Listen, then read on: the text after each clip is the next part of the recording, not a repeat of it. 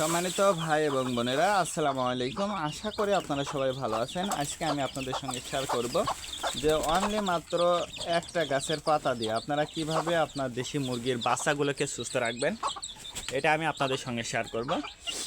তো সর্বপ্রথম আমি যেটা বলবো যে আপনার দেশি মুরগিকে সুস্থ রাখার জন্য অবশ্যই আপনাকে সর্বপ্রথম যে কাজটা করতে হবে সেটা হচ্ছে আপনার ঘরের তাপটা নিয়ন্ত্রণ করতে হবে।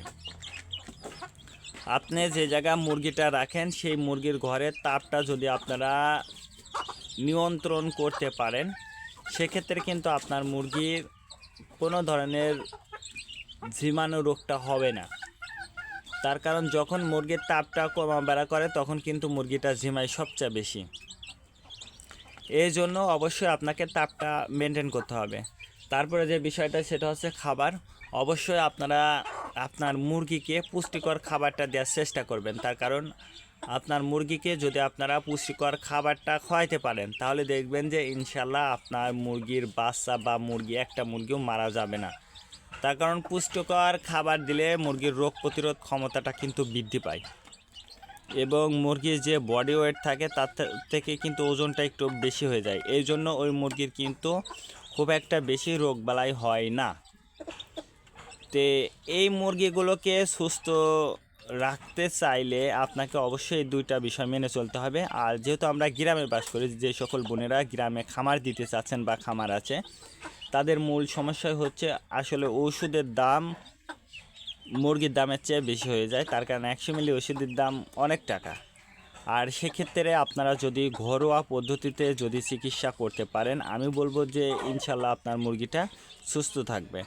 আর ঘরোয়া পদ্ধতিতে বলতে আমি যেটা বোঝাইছি, অবশ্যই আপনারা পাতা দিয়ে অথবা মশলাপাতি দিয়ে আপনাদেরকে জানতে হবে। মূল কথা, আপনারা যদি জানতে পারেন যে আপনার মুরগিটা কিভাবে সুস্থ রাখা যায়, এই বিষয় সম্পর্কে যদি আপনি জানতে পারেন তাহলে দেখবেন যে ইনশাল্লাহ আপনার মুরগিটা 12 মাস সুস্থ থাকবে।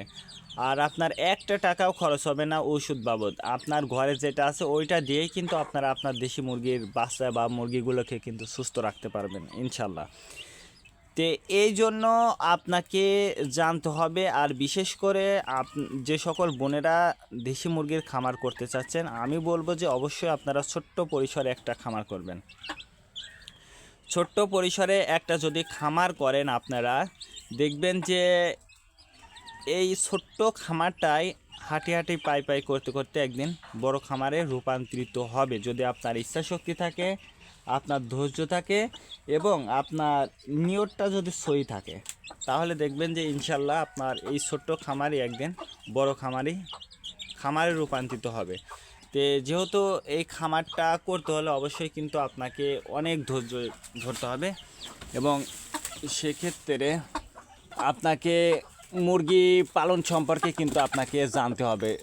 যে যে বিশেষ করে যে রোগগুলো হয়, সাধারণত দেশি মুরগির যে রোগগুলো হয়, সবচেয়ে বেশি রোগগুলো হয়, এই রোগ সম্পর্কে কিন্তু আপনাকে পূর্ণ ধারণা না রাখতে হবে। তো আজকে যেহেতু আমি একটা গাছের পাতা দিয়ে আমাদের দেশি মুরগিকে চিকিৎসা করতেছি, সেটা হচ্ছে আপনারা সবাই চেনেন কিন্তু এই পাতাটা। গ্রামে বাস করেন এমন কোনো ব্যক্তি কিন্তু এই পাতাটা চেনেন না, এমন লোক কিন্তু খুব একটা বেশি পাওয়া যাবে না। এটা কিন্তু কল্পনাত পাতা। এই কল্পনাত পাতাটা কিন্তু দেশি মুরগির জন্য কিন্তু খুবই গুরুত্বপূর্ণ একটা পাতা।